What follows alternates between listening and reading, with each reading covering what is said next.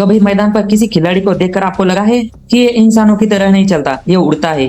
अगर नहीं लगा तो आज लगेगा। और सुनो, इस वीडियो को पूरा देखना, क्योंकि एंड तक सच्चाई पता लगेगी कि उसे हाई फ्लायर कौन और कब कहने लगा।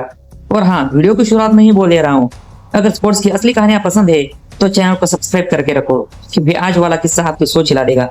कहानी शुरू होती है उस वक्त से जब कबड्डी में किसी ने ये नहीं सोचा था कि ये कोई लड़का हवा में भी खेल सकता है।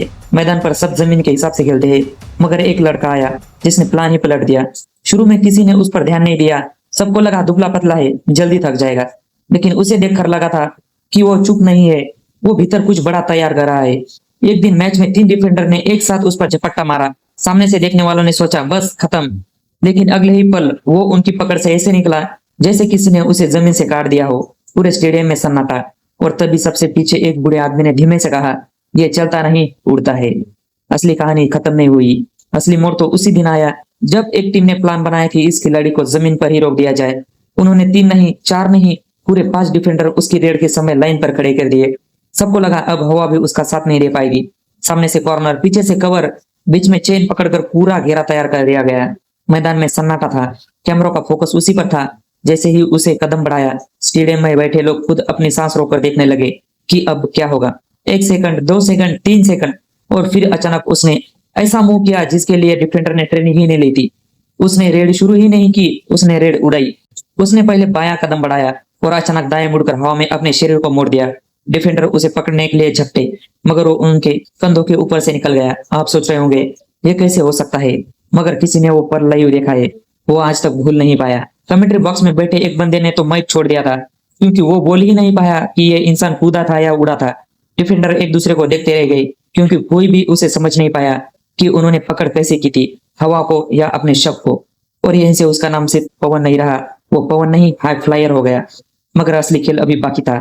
देखो, जो लोग यहाँ तक सुन रहे हैं, एक बात दिमाग में रखो, इस बंदे की उड़ान सिर्फ स्टाइल नहीं थी, दबाव में ली गई समझदारी थी। कई रेडर्स होते हैं जो ताकत से खेलते हैं, कोई स्पीड से, कोई चालाकी से, मगर एक खिलाड़ी दिमाग और हवा से दोनों से खेलता है। अब थोड़ा पीछे चलते हैं, उस दौर में जब उसे कोई नहीं जानता था।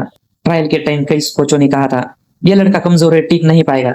मगर जिसे दुनिया ने कमजोर कहा, उसने दुनिया को सबसे तगड़े डिफेंडर की कलाइयां खुला दी। धीरे धीरे कोचों की आवाज बदली, लोग उसे टीम की जरूरत नहीं, टीम का हथियार कहने लगे। मैदान में जब उसकी बारी आती थी, सामने वाली टीम टाइम आउट लेने लगती थी, क्योंकि उन्हें पता था एक रेड नहीं, एक तूफान आने वाला है। अब जरा एक और किस्सा सुनो। एक मैच में स्कोर इतना क्लोज था कि आखिर रेड पर मैच टिका हुआ था। हर कोई देख रहा था कि कौन जीतेगा। टीम की नजरें एक ही आदमी पर थी और वो बिना कुछ बोले आगे बढ़ गया। डिफेंडर सांस रोककर लाइन पर खड़े थे। उस पल में पूरा मैदान शांत था। जैसे उसने अपना पैर रेड लाइन पर रखा, हजारों लोगों की आंखें उसी कदम पर टिक गई। अगली बार जब वो मैदान में उतरता, सामने वाली टीम खुद ही पीछे हट जाती। हवा को उम्र से फर्क नहीं पड़ता, उसकी स्पीड, उसका बैलेंस और उसका दिमाग आज भी वैसा ही है। अभी कुछ दिनों से उसे अनुशासनहीनता के नाम पर बाहर बैठाया गया है। जब भी वो अंदर आएंगे, एक धमाका छा जाएगा। और याद रखना, फ्लायर वो नहीं होता जो ऊपर कूद जाए, फ्लायर वो होता है जो नीचे गिरने से पहले खेल खत्म कर दे।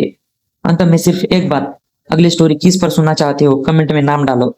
और अगर अभी तक सब्सक्राइब नहीं किया तो भाई कर लो, वरना अगली उड़ान मिस हो जाएगी। तो मिलते हैं अगले वीडियो में, तब तक के लिए जय हिंद।